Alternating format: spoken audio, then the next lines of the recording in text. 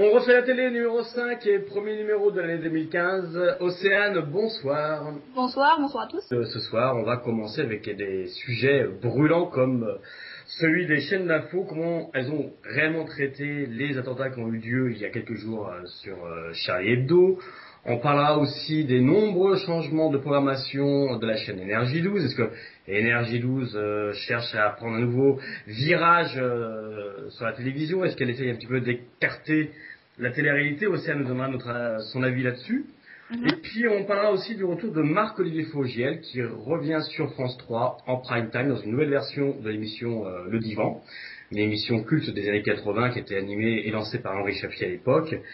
Et Marc-Olivier Fogiel donc qui revient le 3 février. Et puis on aura Océane, tes coups de gueule et tes coups de cœur. D'accord, mais pas de souci. On y va, on attaque le premier sujet, les attentats. Selon toi, Océane, est-ce que les chaînes d'info n'ont peut-être pas fait un petit peu trop? Ouais, ben moi je trouve qu'ils en ont fait même carrément trop. Sachant qu'à la base, les chaînes d'info sont là pour relayer l'information. Et du coup là, ça a été pour moi, selon moi, ils ont eu un rôle à jouer aussi. Ils avaient un rôle informatif à jouer. Et puis là, je sais pas, je trouvais que c'était un peu un catalyseur de violence d'être là toujours comme une caméra vraiment sur le malheur qui cible ça. En fait, j'ai pas compris. Que les Français soient renseignés de ce qui se passe, parce qu'évidemment tout le monde a été choqué, anéanti par ce qui s'est passé pour Charlie Hebdo, qu'on soit informé, oui, mais pas. Là, c'était de la désinformation, être en direct 24 heures sur 24, appeler des gens qui sont dans les immeubles en collatéral pour savoir ce qui se passe. Ça avance à rien, c'est pas de l'information. Pour moi, c'était beaucoup de voyeurisme, et d'autant plus quand il y a eu l'assaut qui a été donné par le GIGN. Ils ont demandé à BFM à 3 reprises d'arrêter, de couper. De brouiller en fait les pistes, quoi, parce que au XXIe siècle, on n'est pas sans savoir que tout le monde a un smartphone, que comme nous on regardait BFM en direct, à l'intérieur ils pouvaient le regarder aussi bien, si ce n'est mieux, parce qu'ils avaient encore plus de chaînes, parce qu'ils s'étaient renseignés sur ça. A priori on l'a su en aval, et donc du coup je comprends pas pourquoi ils ont pas arrêté dès la première demande, continuer à aller voir, vraiment aller choper l'information, choper la détresse. Je sais pas, même France 2 s'y sont mis, BFM, à la limite BFM ça m'étonne que moyennement, parce que je sais qu'ils aiment bien ça, ils sont avares et friands de tout ce qui peut terroriser un peu. Alors, justement, selon toi, quelle a été la chaîne, alors toute chaîne confondue, avec sur TF1, France 2, iTélé, qui a peut-être le mieux traité cette information? Pour moi déjà c'est Canal+. Jean-Charles aurait été content. Oui. Non, mais c'est Canal+, parce qu'ils ont des émissions déjà qui à la base sont béton, et où il y a une liberté d'expression et une marge de manœuvre qui est largement plus propice que celle de les chaînes France Télévisions, TF1 n'en parlons pas. Et puis voilà, ils ont continué avec les guignols de l'info, continué à faire rire quand tout le monde pleure, c'est très fort. Et à ma connaissance, il y a iTélé qui était pas mal au niveau des relais d'information, mais voilà.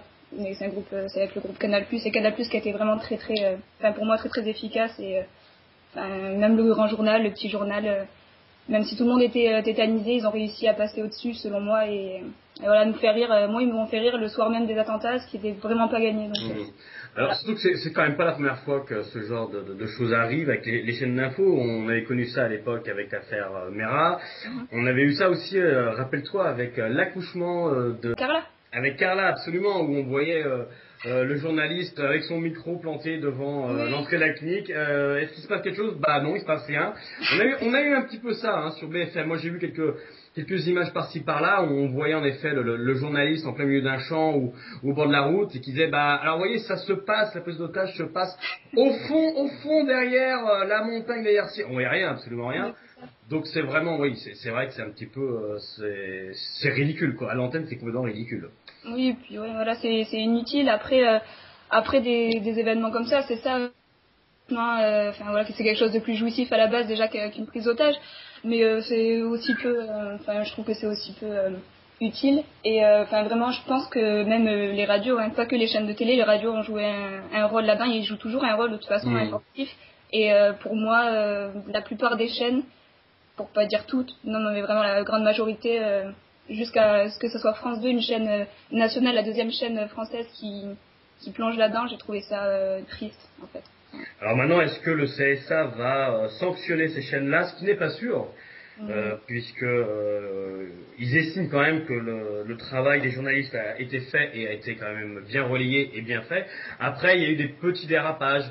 On parle entre autres de BFM qui aurait annoncé en effet des noms de personnes retenues en otage, etc. Et ça n'a pas vraiment plu à la fois au public. Bah Est-ce ouais. que là le CSA va réagir? Doit-il justement, Océane, réagir et sanctionner les chaînes pour ça? Pour avoir Bah, fait quand même leur travail.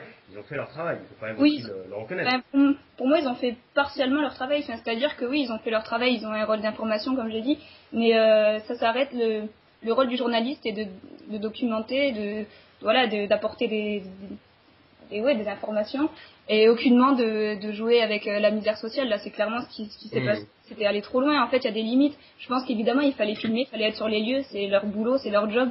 Et d'une part, il y a des gens qui ont été courageux d'aller comme tous les jours dans des pays étrangers, des journalistes se font tuer pour la liberté d'expression bien avant Charlie Hebdo. Je trouve que c'est courageux, c'est un métier, voilà. Mais après, quand c'est du voyeurisme et quand c'est vraiment là, ça doit être sanctionné parce que là, c'est trop grave de jouer avec ça. Enfin, il y a des bavures qui s'expliquent comme tu dis là pour les otages, pour avoir une information, pour avoir le monopole sur l'information, être les premiers à dire des noms qui, enfin. Là, il y a plus de décence. Les familles, elles étaient déjà terrorisées. Ça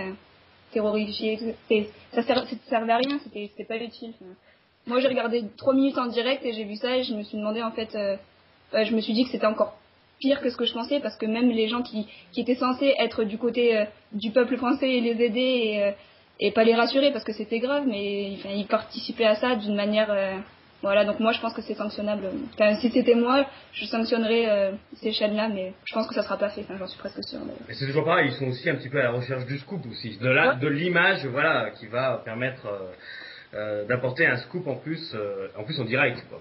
Tout à fait. Est-ce qu'on n'est pas un petit peu en train de se rapprocher de ce que font les Américains? Parce que les Américains, ils sont très comme ça. Je veux dire, les chaînes d'information américaines, c'est pareil, ils ont les hélicoptères dans les airs à filmer des poursuites, par exemple, en voiture, etc. Est-ce que on n'est pas un petit peu de devenir comme eux? Bah totalement, et je suis pas sûre que ça soit vraiment une qualité parce que quand on sait que la chaîne numéro 1 aux États-Unis a quand même dit a montré des photos des émeutes de 2008 à la télé, des banlieues en disant que c'était ce qui était en train de se passer. En France, que c'était des images en direct en ressortant des dossiers de voitures brûlées, en mettant le feu aux poudres, en disant que c'était les musulmans. Alors là, c'est pareil, hein, l'amalgame énorme les États-Unis. C'est la désinformation la plus totale, c'est d'avoir des images et fabriquer de la peur en masse pour que les gens restent scotchés devant leur télé et n'aillent pas voir plus loin que devant chez eux. Moi, je trouve que c'est ce qu'on est en train de faire de plus en plus et c'est grave. Enfin, c'est vraiment très grave. D'en parler le soir, le premier soir pendant 2 heures tout le long du journal, c'est quelque chose d'horrible qui s'est passé. C'est des gens, voilà, ils ont tué la liberté Bien sûr. au pays des droits de l'homme, donc évidemment qu'il faut en parler, évidemment qu'il faut relayer l'information. Moi, j'ai eu la chance personnellement de grandir avec ces dessinateurs. Mes parents achetaient Le Canard enchaîné, enfin achètent Charlie Hebdo. Moi, j'ai eu la chance de grandir et quand je suis allée dans la rue de savoir pourquoi je disais je suis Charlie. Et je pense que ça passe vraiment par l'éducation. Et là où c'est dommage, c'est que tous les jeunes qui étaient devant leur télé, qui étaient plus jeunes ou qui savaient pas forcément, hein, je veux dire, il y a des gens qui n'ont pas été éduqués forcément avec Charlie Hebdo, c'est sans être moins intelligents, c'est parce que je reproche pas du tout. Mais ces gens-là qui n'ont pas eu et qui ont comme première approche Charlie Hebdo, qui ont les drapeaux français brûlés, enfin les jeunes, je sais pas, c'est passe par l'éducation et les journalistes ont un rôle à jouer. Et une fois de plus, ils l'ont pas joué, ils ont donné la terreur. Il y avait 10 minutes de choses un peu positives, on montrait des dessins et puis le reste c'était tout autour de ça, la fusillade devant l'épicerie cachère 45 000 fois, enfin les coups de feu. Oui, ça on les a vus en boucle et en boucle durant même des jours et des jours, hein, même encore maintenant, hein, même encore maintenant, ça passe encore régulièrement dans la journée. Hein. C'est ça. Ils essayent d'analyser le maximum de choses sur l'image, ils essayent, oui, tout à fait. Mais le fait étant que quand j'étais en 2001, j'avais été déjà choquée par l'attentat du 11 septembre évidemment, comme tout le monde. Et je me rappelle ce que ça m'avait fait et tout ça au niveau, quand t'es enfant. Et là, je sais pas, on sait que ça passe par l'éducation, on sait que ça passe par la télé, que les jeunes regardent la télé, ce qui est logique, regardent les infos avec leurs parents, la plupart du temps, c'est un moment où on se retrouve en famille. Et je sais pas s'ils ont bien véhiculé l'information, je sais pas si j'aurais fait mieux.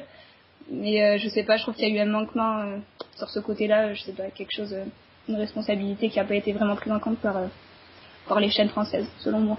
Bon, on a fait le tour donc concernant ce sujet un petit peu épineux sur les chaînes d'infos. On va passer au deuxième sujet un petit peu plus souriant, c'est Énergie 12 qui, je ne sais pas si tu as remarqué depuis donc le début de l'année, change un petit peu sa programmation, diffuse de plus en plus de films en semaine, le samedi soir un peu plus de séries américaines, et qui on a l'impression, enfin, ou du moins donne l'impression de vouloir petit à petit supprimer les émissions de télé-réalité. Est-ce que c'est une bonne ou une mauvaise chose selon toi? Selon moi, je pense que le Énergie 12, leur vitrine, c'était avant tout les émissions de télé-réalité. Je pense que c'est pour ça qu'il y a une audience aussi forte. Après, est-ce que c'est une bonne chose? Je pense qu'il y a des émissions qui vont être il y a des émissions sur Énergie qui tombent en ce moment en cascade sous les barres d'audience. On a le MAG qui, au fil des semaines, diminue. Ils ont même d'ailleurs supprimé 2-3 chroniqueurs. Le jeu de Koé qui avait été lancé, je crois, début novembre ou début décembre, ça n'a pas du tout fonctionné non plus. Et puis bon, je pense qu'aussi, on aurait peut-être un ras-le-bol de la télé-réalité aussi. On a peut-être fait un petit peu le tour, non, tu crois pas? Ouais, bah, je pense qu'il y a trop, ouais, c'est ça, on a eu trop de télé-réalité, trop d'un coup, en fait, et les gens, ils en ont fait une overdose. Je pense que la télé-réalité, c'était bien dans un temps pour se sortir, bah, du coup, de la réalité, aussi paradoxal que ça puisse paraître, on se mettait devant et on voyait des gens qui n'avaient pas forcément inventé la poudre, ça c'est vrai. Non, mais faire le tour du monde, c'était des paysages, c'était des répliques et tout, et puis c'était léger, et ça avait pas d'autres prétentions que ça, donc au final, voilà. Et je pense que là, ouais, du coup, on a fait le tour, et puis, je pense, je sais pas si, pour Énergie 12, si le fait, l'affaire Nabila, ça a pas joué aussi dans la redirection. C'est bien possible, oui, absolument. Ouais. Parce que, ouais, je pense que c'était leur marque de fabrique, Nabila, quand même. Et après, ils ont fait l'émission Hollywood Girl avec elle derrière. Ça a été vraiment l'icône, entre guillemets, d'Énergie 12. Elle allait même, elle participait au mag assez fréquemment, etc. Elle faisait partie plus ou moins de l'équipe. Et avant d'aller sur des 8 avec Hanouna. Mais je pense que, ouais, cette histoire, ça leur a fait mal et qu'ils se sont dit qu'il fallait soit se réorienter, soit trouver une nouvelle icône. Et je pense que la chose la plus simple à faire, c'était de faire une redirection totale de la chaîne. Ouais. C'est une chaîne que tu regardes ou pas du tout? Honnêtement, c'est une chaîne que j'ai regardée. D'accord, que tu as regardé, d'accord. Voilà, non, mais par curiosité, j'ai regardé, oui, de toute façon, je regarde un peu tout ce qui se passe, juste pour pouvoir critiquer, déjà, c'est utile de regarder. Mais non, mais après, c'est léger, on le mettra en fond, ouais, en été, quand il y a mes cousins, etc. C'est pas. Enfin, voilà, je regarde la télé-réalité comme beaucoup de monde. Après, de là à suivre, non. Voilà, quand ça passe, je laisse. Par contre, ouais, non, là maintenant plus du tout. Enfin, je veux dire, même les Secret Stories, Star Academy, ça, malheureusement, ça s'épuise, quoi. Enfin, oui, d'ailleurs, on a appris cette semaine que Endemol relancerait Secret Story, mais peut-être pas forcément sur TF1. Ouais, c'est ça. Voilà, je pense que ça arrivera peut-être sur une chaîne de la TNT, peut-être style peut-être HD1, je ne sais pas, ou autre. Mais je pense que pour TF1, à mon avis, c'est fini, quoi. À mon avis, je pense que on retrouvera pas Secret Story sur TF1. Et puis bon, Castaldi étant en plus sur D8 maintenant. Ouais. Aussi, oui. Ça me paraît compliqué aussi de laisser cette émission sur TF1. Si justement Énergie 12 change un petit peu sa programmation, remet des films, des séries, tu vas peut-être revenir sur Énergie 12, Océane. Avec le programme, non, forcément. Bon. Non, parce que en fait, il parle de Koé là pour animer une nouvelle émission avec Voué et puis Bigard, il me semble. J'ai vu ça, Bigard. Et bon, déjà, c'est pas forcément des animateurs que j'aime. Après, c'est pas forcément des chroniqueurs que j'apprécie non plus. Mais après, non, mais Énergie 12, c'est vraiment comme ça de temps en temps. C'est vraiment pas une chaîne. La TNT, c'est pas la chaîne que je regarde forcément. Non. Donc je n'irai pas forcément. Après, il faudra voir, mais bon, Stargate, etc. Tous les. Oui, c'est du vu, revu. Oui, voilà, c'est voilà. C'est diffusé. Tout à fait. Puis bon, les films qui passent pour la plupart, c'est beaucoup quand même de série B. Qui ne sont pas non plus forcément des blockbusters. On est bien d'accord. En parlant de blockbusters, justement, on a Marc-Olivier Fogel, qui n'est pas forcément un blockbuster, mais qui va reprendre l'émission Le Divan, qui lui était une émission blockbuster à l'époque sur TF1, sur France 3, pardon. Marc-Olivier Fogel revient après quelques mois, quelques années même hors télévision, il s'était consacré un petit peu plus à la radio.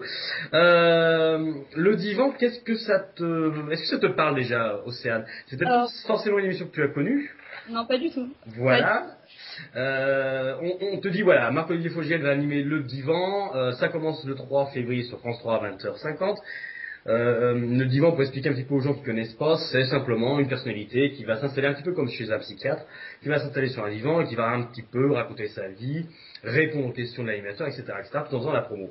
Est-ce que c'est une émission que toi tu vas zapper ou que tu regarderais par curiosité? Oui, bien sûr. Déjà, je vais regarder par curiosité parce que de fait, je suis allée regarder un peu ce que ça valait, ce que c'était avant. Moi, j'ai l'impression que ça a été un peu remis au goût du jour déjà avant Marc-Olivier Fogiel avec Frédéric Lopez dans La parenthèse inattendue. La parenthèse, absolument, oui. Voilà, je trouve que c'était un peu une version modernisée de ça, de ce que j'ai pu voir. Après, je connais pas, je fais une fervente connaisseuse. Mais après, oui, je regarderai déjà le premier épisode le 3 février. J'ai vu que c'était Lucchini, donc évidemment que je vais regarder, parce que c'est un acteur que j'adore. Après, Marc-Olivier Fogiel et sa manière d'être avec les invités, les gens, il y en a qui accrochent, il y en a qui accrochent pas. Moi, je serais plutôt du parti de pas trop accrocher. Enfin, pour moi, c'est un peu... pour moi, je le vois avec sa hyène comme dans Les Guignols, quoi. Pour moi, c'est ça. L'image que j'en ai. Après, certainement, il a fait des choses très bien et il est très cultivé, donc ça peut être intéressant. Enfin, ça devrait être intéressant. Et oui, c'est sûr que je regarderai. De toute manière, je regarderai pour voir ce que ça vaut. Puis en plus, j'ai vu qu'il y avait des belles personnalités. Hein. J'ai vu qu'il y avait Mélenchon, Hidalgo, même Thierry Ardisson. Ah, ça peut donner. Fogiel versus Ardisson, ça peut donner. Ça doit être une émission, je pense, qui va rester dans les annales. Là encore, est-ce que France 3 ne joue pas sur la facilité de remettre à l'antenne en 2015 une émission qui a 25 ans? Il n'y a rien d'innovant en fin de compte. Non, en fin de compte, il n'y a rien d'innovant. Et puis moi, là où je suis pas déçue, mais si un peu, quoi, c'est que La parenthèse inattendue, c'était vraiment quelque chose. Enfin, c'était assis et c'était bien. C'était une émission, pour moi, qui avait de la valeur. Après, c'est la même chaîne, le même groupe, c'est France Télévisions qui remet ça, donc on peut se dire que La parenthèse inattendue, du coup, va passer à la trappe pour quelque chose qui a déjà été fait, donc à voir, je sais pas. Je suis un peu sceptique dans le fait de réchauffer des émissions, parce que jusqu'à présent, ça n'a pas forcément fonctionné. Oui, puis mettre ça le lundi, c'est un petit peu le mardi, pardon, je veux dire, c'est un petit peu difficile parce que bon voilà, il y a la concurrence à côté avec les séries américaines sur TF1 aussi qui cartonnent, que ça soit Mentaliste ou les autres. Donc c'est pas gagné non plus pour France 3 et puis pour Marc-Olivier Fogiel. Enfin, ceci dit, on lui souhaite quand même oui, bien sûr. de réussir à revenir quand même dans des bonnes conditions. Quels sont les programmes que tu as regardés pendant les fêtes un petit peu là sur les différentes chaînes? Quelles sont les chaînes qui t'ont marqué peut-être? Faut pas dire. Là encore cette année les programmes étaient pas terribles non plus, énormément de rediffusions. On en avait parlé d'ailleurs dans l'émission qu'on avait enregistrée juste avant Noël. Ouais, tout à fait. En fait, moi, j'ai regardé à peu près les mêmes chaînes que d'habitude, pas forcément les chaînes. Ouais, là, si, il y avait pas mal de films de Noël, tout ça. Après, moi, j'en suis pas trop avarde, mais je sais pas, j'ai regardé un peu, vraiment un peu comme d'habitude. J'ai beaucoup regardé de films. J'ai profité pour aller beaucoup au cinéma. Donc, du coup, non, il y a pas une chaîne qui m'a marqué. Toujours, de toute façon, toujours Canal+. Je sais pas, c'est à peu près. Bon, The Voice est revenu à l'antenne. Oui. Ah oui, voilà. The Voice récemment. Et donc, la saison, ça nous prometteuse. Ouais, je pense. Je pense que comme tous les ans, il y a des talents. Enfin, maintenant, c'est plus presque plus une question. C'est The Voice. Je pense que ça marche vraiment bien parce que c'est une émission de télécrochet, mais le fait que à la base il soit grimé, enfin entre guillemets grimé, parce que le jury ne les voit pas. Je pense que le concept est vachement bien étudié et que ça marche quoi. Il y a eu Frérot de la Vega, il y a eu beaucoup de monde. Et puis voilà, là, on va voir ce que ça donne avec Zazie cette année. Moi j'aimais bien Garou, j'avoue. Donc. Est-ce qu'elle en fait pas un petit peu trop? Parce que moi j'ai regardé justement la dernière émission. Moi je trouvais qu'elle en faisait autant. Enfin Mika en faisait des tonnes, mais je trouve que elle en rajoutait un petit peu. Hein. Tu penses pas? Oui, mais moi j'ai toujours trouvé. Pour moi Zazie, j'ai toujours trouvé qu'elle en faisait des caisses. Elle est aristocrate, elle vient chanter pieds nus. Moi j'ai un peu de mal, mais bon après tout, faut voir ce que ça donne. Moi je suis pas sûre que j'aurais choisi elle comme coach et je suis pas sûre qu'ils y gagnent en enlevant Garou et en mettant Zazie, mais bon, faut voir. On verra ça au fur et à mesure des samedis, des numéros. On va finir par tes coups de gueule et tes coups de cœur. Qu'est-ce que tu nous as préparé dans les... Allez, on va commencer par les coups de gueule. Les coups de gueule. Vas-y, lâche-toi. On va parler de Marine Le Pen, hein, quand même, parce qu'elle elle est venue dans ma ville, parce que j'habite à Beaucaire.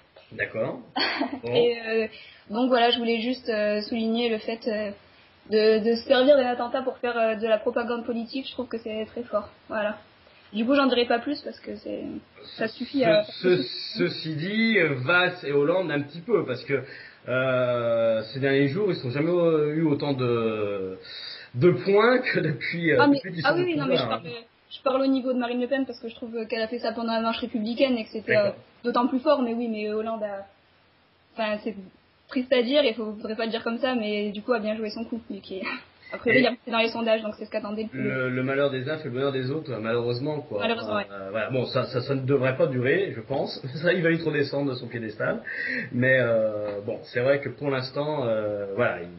Ceci dit, les choses ont été, il faut quand même reconnaître, les choses ont été réglées entre parenthèses assez rapidement, en 48 heures.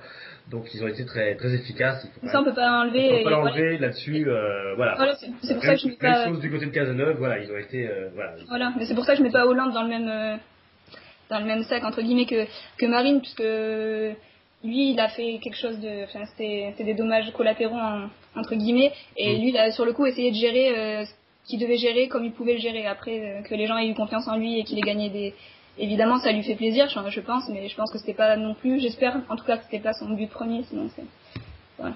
Est-ce que tu as d'autres coups de gueule, ou du moins un autre coup de gueule? Non. Non, tu es assez sage pour ce début d'année. Un petit coup de cœur alors. Oui, demain du coup je vais participer au concert des Enfoirés. Ah, très bien. Ah ouais, donc ça c'est un coup de cœur. C'est un sacré coup de cœur, tout à fait. C'est cool, non, c'est cool. Moi, je suis déjà allée à Nice il y a 3 ans, je crois. Et voilà, là, du coup, ils reviennent à Montpellier, donc parfait, hein, super. D'accord. Ouais. Est-ce que c'est demain qu'ils font la captation vidéo, non, tu sais pas? Ah non, c'est c'est le vendredi et samedi. Là, c'est en fait la répétition générale. D'accord. Du coup, voilà. D'accord. Bon. Il faut que tu nous ramènes des photos. Ouais, ça sera fait, pas de souci. Bon, très bien. Océane, merci d'avoir été avec nous pour ce 5e numéro déjà de On fait la télé. On se retrouve très bientôt avec, on espère, Jean-Charles. On espère qu'il sera disponible pour le 6e numéro. On te souhaite alors un bon concert demain des Enfoirés. Bah oui, ça va être cool. Merci. À très bientôt. À bientôt.